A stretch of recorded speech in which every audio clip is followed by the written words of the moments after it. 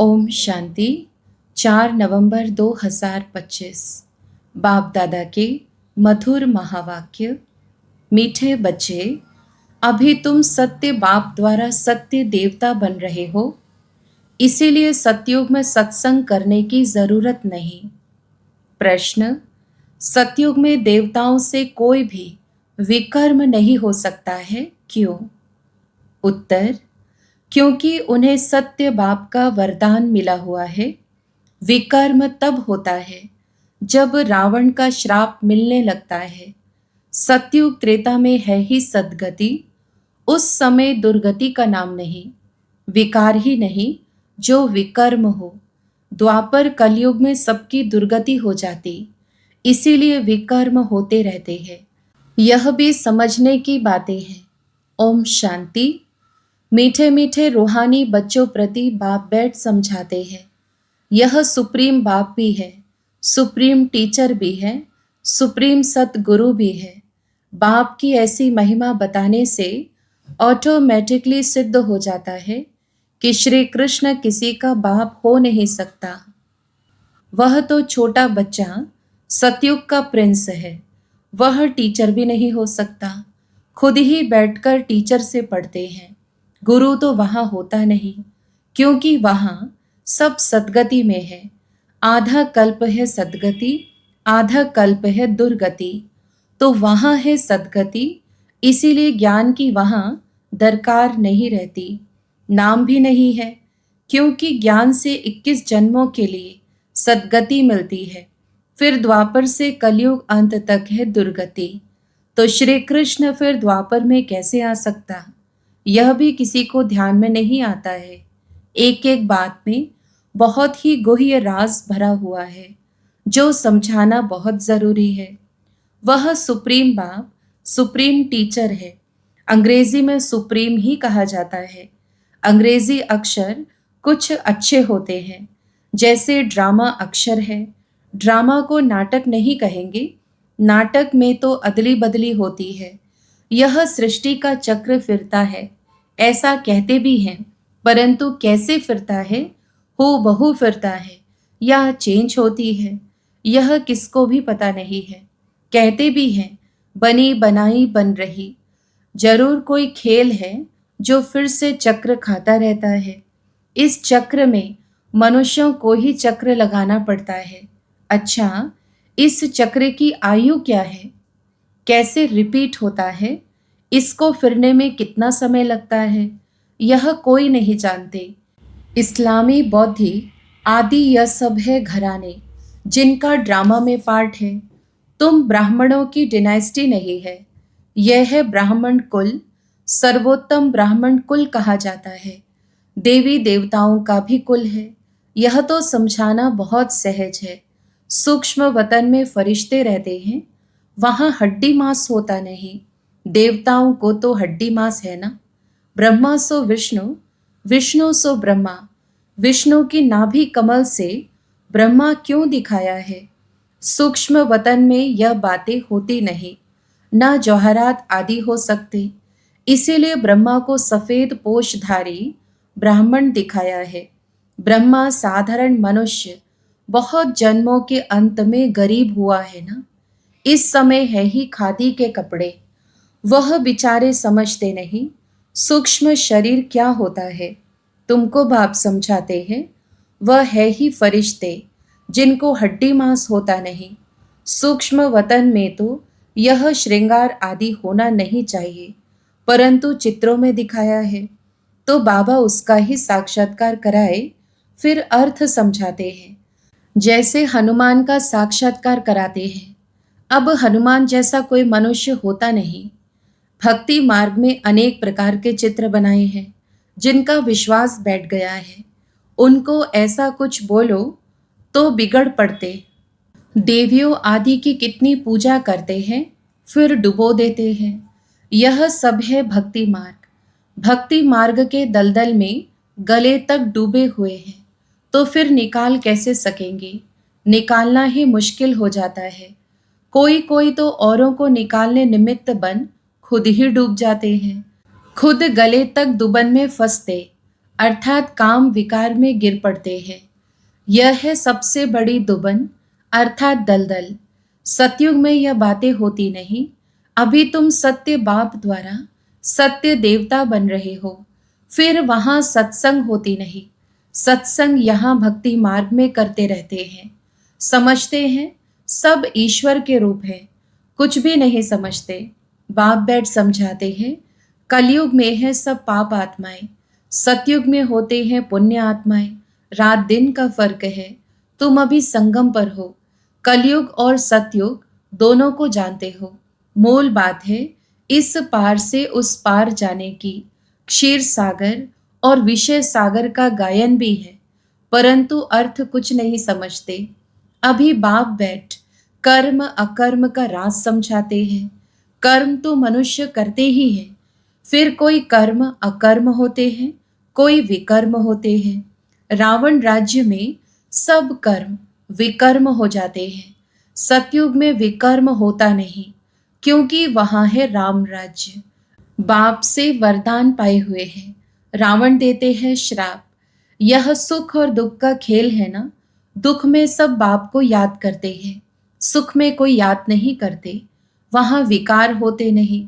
बच्चों को समझाया है सैपलिंग लगाते हैं। यह सैपलिंग लगाने की रस्म भी अभी पड़ी है। बाप ने सैपलिंग लगाना शुरू किया है। आगे जब ब्रिटिश गवर्नमेंट थी तो कभी अखबार में नहीं पढ़ता था कि झाड़ों का सैपलिंग लगाते हैं। अब बाप बैठ देवी देवता धर्म का सैपलिंग लगाते हैं और कोई सैपलिंग नहीं लगाते। बहुत धर्म है, देवी देवता धर्म प्रायलोप है। धर्म भ्रष्ट कर्म भ्रष्ट होने के कारण नाम ही उल्टा सुल्टा रख दिया है। जो देवता धर्म के हैं उन्हों को फिर उसी देवी देवता धर्म में आना है। हर एक को अपने धर्म में ही जाना है। क्रिश्चियंस धर्म का निकलकर फिर देवी देवता धर्म में आ नहीं सकेंगे। मुक्ति तो हो न सके। हाँ, कोई देवी देवता धर्म का कन्वर्ट होकर क्रिश्चियंस धर्म में चला गया होगा तो वह फिर लौटकर अपने देवी देवता धर्म में आ जाएगा। उनको यह ज्ञान और योग बहुत अच्छा लगेगा। इससे सिद्ध होता है कि यह अपने धर्म का है। इसमें बड़ी विशाल बुद्धि चाहिए, समझने और समझाने की। धारणा करनी है, किताब पढ़कर नहीं सुनानी है। जैसे कोई गीता सुनाते हैं, मनुष्य बैठकर सुनते हैं। कोई तो गीता के श्लोक एकदम कंठ कर लेते हैं, बाकी तो इनका अर्थ हर एक अपना अपना बैठ निकालते हैं। श्लोक सारे संस्कृत में है। यहाँ तो गायन है कि सागर को स्याही बना दो, सारा जंगल कलम बना दो, तो भी ज्ञान का अंत नहीं होता। गीता तो बहुत छोटी है, 18 अध्याय है। इतनी छोटी गीता बनाकर गले में पहनते हैं। बहुत पतले अक्षर होते हैं, गले में पहनने की भी आदत होती है। कितना छोटा लॉकेट बनता है। वास्तव में है तो सेकंड के बाद बाप का बना, जैसे कि विश्व का मालिक बना। बाबा, हम आपका एक दिन का बच्चा हूँ, ऐसे भी लिखने शुरू करेंगे। एक दिन में निश्चय हुआ और फट से पत्र लिखेंगे। बच्चा बना तो विश्व का मालिक हुआ। यह भी कोई की बुद्धि में मुश्किल बैठता है। तुम विश्व का मालिक बनते हो ना, वहां और कोई खंड नहीं रहता है। नाम निशान गुम हो जाता है। कोई को मालूम भी नहीं रहता कि यह खंड थे। अगर थे तो जरूर उनकी हिस्ट्री ज्योग्राफी चाहिए। वहां यह होते ही नहीं। इसीलिए कहा जाता है तुम विश्व के मालिक बनने वाले हो। बाबा ने समझाया है, मैं तुम्हारा बाप भी हूँ, ज्ञान का सागर हूँ। यह तो बहुत ऊंच से ऊंच ज्ञान है जिससे हम विश्व के मालिक बनते हैं। हमारा बाप सुप्रीम है, सत्य बाप, सत्य टीचर है, सत्य सुनाते हैं, बेहद की शिक्षा देते हैं, बेहद का गुरु है, सबकी सद्गति करते हैं। एक की महिमा की तो वह महिमा फिर दूसरे की हो नहीं सकती। फिर वह आप समान बनाए तब हो सकते। तो तुम भी पतित पावन ठहरे। सत्य नाम लिखते हैं। पतित पावनी गंगाएं यह माताएं हैं। शिव शक्ति कहो, शिव वंशी कहो।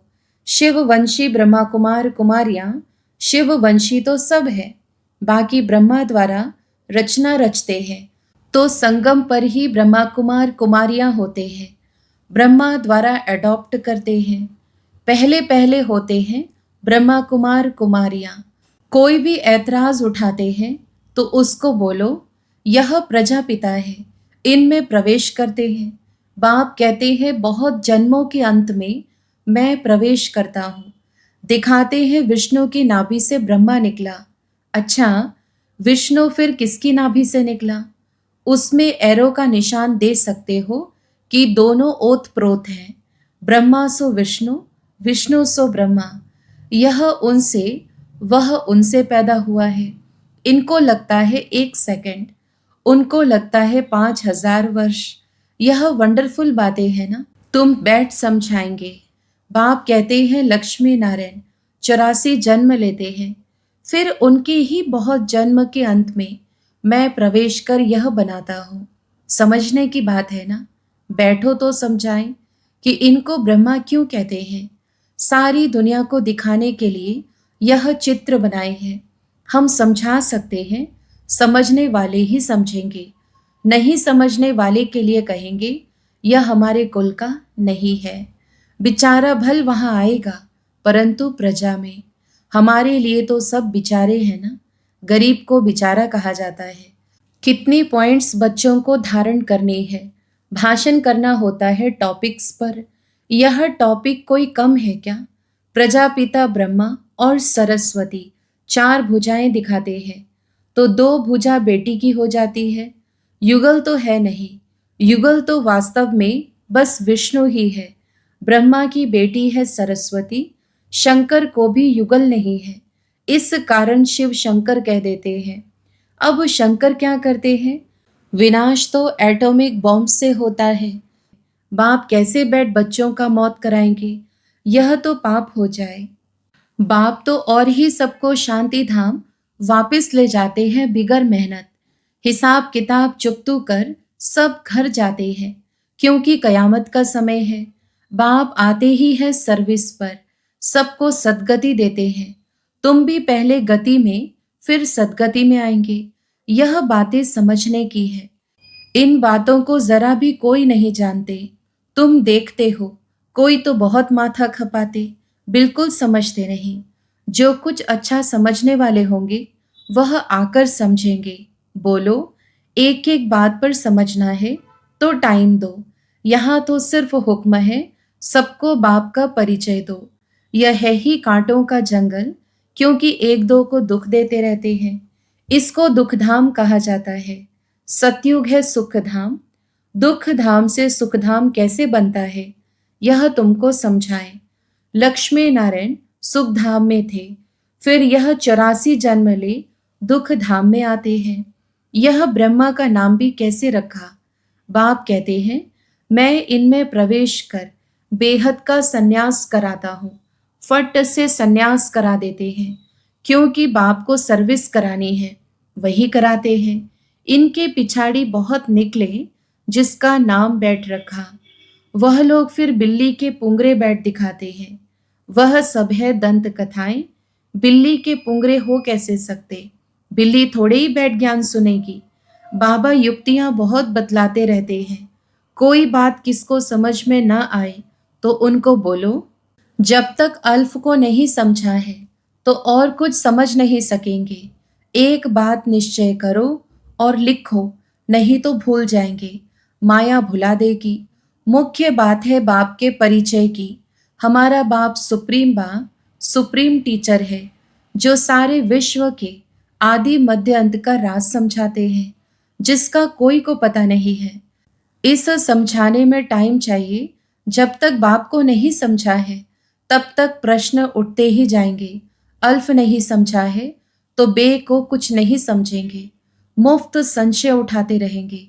ऐसे क्यों? शास्त्र में तो ऐसे कहते हैं। इसीलिए पहले सबको बाप का परिचय दो। अच्छा, मीठे मीठे सिकीलधे बच्चों प्रति माता पिता बाप दादा का याद प्यार और गुड मॉर्निंग। रूहानी बाप की रूहानी बच्चों को नमस्ते। धारणा के लिए मुख्य सार, पहला, कर्म अकर्म और विकर्म की गुह्य गति को बुद्धि में रख। अब कोई विकर्म नहीं करने हैं। ज्ञान और योग की धारणा करके दूसरों को सुनाना है। दूसरा, सत्य बाप की सत्य नॉलेज देकर मनुष्यों को देवता बनाने की सेवा करनी है। विकारों के दलदल से सबको निकालना है। वरदान, अलौकिक नशे की अनुभूति द्वारा निश्चय का प्रमाण देने वाले सदा विजयी भव। विस्तार, अलौकिक रूहानी नशा निश्चय का दर्पण है। निश्चय का प्रमाण है नशा और नशे का प्रमाण है खुशी। जो सदा खुशी और नशे में रहते हैं उनके सामने माया की कोई भी चाल चल नहीं सकती। बेफिक्र बादशाह की बादशाही के अंदर माया आ नहीं सकती। अलौकिक नशा सहज ही पुराने संसार व पुराने संस्कार को भुला देता है। इसीलिए सदा आत्मिक स्वरूप के नशे में, अलौकिक जीवन के नशे में, फरिश्तेपन के नशे में या भविष्य के नशे में रहो तो विजयी बन जाएंगे। स्लोगन, मधुरता का गुण ही ब्राह्मण जीवन की महानता है, इसीलिए मधुर बनो और मधुर बनाओ। अव्यक्त इशारे, अशरीरी व विदेही स्थिति का अभ्यास बढ़ाओ।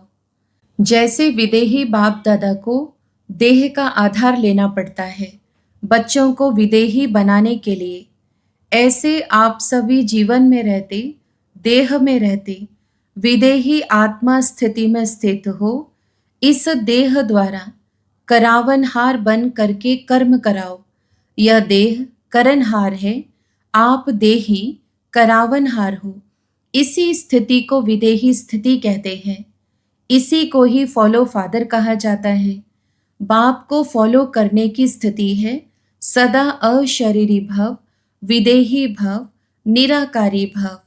अच्छा, ओम शांति।